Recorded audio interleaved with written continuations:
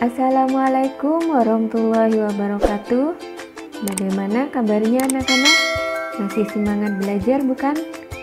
Kali ini kita akan belajar tentang perkembangbiakan generatif pada hewan. Salah satu ciri makhluk hidup adalah berkembang biak. Berkembang biak adalah kemampuan makhluk hidup untuk menghasilkan individu baru yang sifatnya sama atau menyerupai induknya. Makhluk hidup perlu berkembang biak untuk mempertahankan keturunannya. Sama seperti tumbuhan, hewan juga bisa berkembang biak dengan dua cara, yaitu generatif dan vegetatif. Perkembangbiakan generatif adalah perkembangbiakan dengan cara kawin, yaitu bertemunya sel telur dan sel sperma. Perkembangbiakan ini disebut juga dengan perkembangbiakan seksual. Sedangkan perkembangbiakan vegetatif adalah perkembangbiakan tanpa melalui proses perkawinan dan pembuahan. Perkembangbiakan ini disebut juga dengan perkembangbiakan aseksual. Yuk, sekarang kita mengenal bagaimana cara hewan berkembang biak secara generatif terlebih dahulu ya. Perkembangbiakan generatif pada hewan ada 3 macam, yaitu ovipar, vivipar, dan ovovivipar. Kita pelajari masing-masing perkembangbiakan tersebut. Pertama, ovipar. Ovipar ini berasal dari kata ovum yang artinya telur.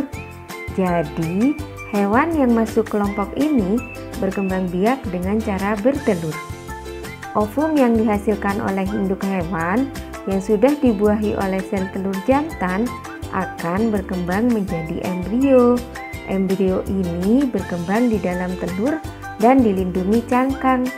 Kemudian, induk hewan akan mengeluarkan telurnya. Telur ini kemudian akan menetas menjadi hewan baru. Pembuahan pada hewan ovipar ada 2 macam, yaitu pembuahan internal dan eksternal. Pembuahan internal terjadi dalam tubuh induk betina, sedangkan eksternal terjadi di luar tubuh induk betina.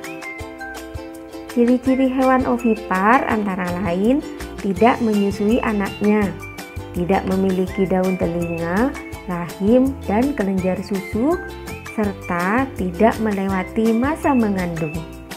Contoh hewan ovipar dengan pembuahan internal adalah ayam, burung, bebek, dan penyu. Lalu contoh hewan ovipar dengan pembuahan eksternal adalah ikan dan katak. Kedua, vivipar. Hewan yang masuk kelompok vivipar adalah hewan yang berkembang biak dengan cara beranak atau melahirkan. Hewan seperti ini dikenal dengan hewan mamalia atau menyusui. Sel telur atau ovum akan dibuahi oleh sperma dan tumbuh menjadi embrio. Embrio tumbuh menjadi janin di dalam rahim induk betina. Induk hewan akan mengandung selama beberapa bulan dan melahirkan anaknya. Lamanya masa kehamilan ini berbeda antara setiap jenis hewan.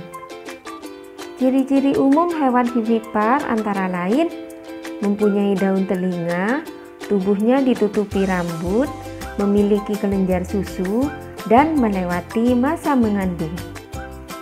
Contoh hewan vivipar antara lain kambing, sapi, anjing, kucing, kelinci, dan masih banyak lagi.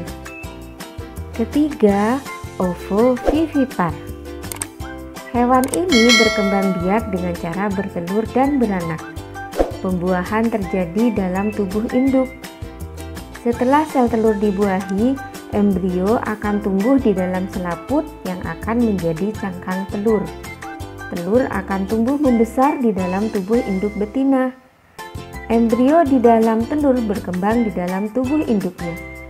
Jika sudah saatnya, telur akan menetas di dalam tubuh induk. Kemudian, bayi akan keluar dari tubuh induknya. Beberapa ciri hewan ovovivipar adalah tidak menyusui dan hewan berdarah dingin. Contoh hewan yang termasuk dalam kelompok hewan ovovivipar antara lain hiu, ikan pari, kadal, buaya, dan beberapa jenis ular. Demikianlah pelajaran kita tentang perkembangbiakan generatif pada hewan. Terima kasih. Wassalamualaikum warahmatullahi wabarakatuh.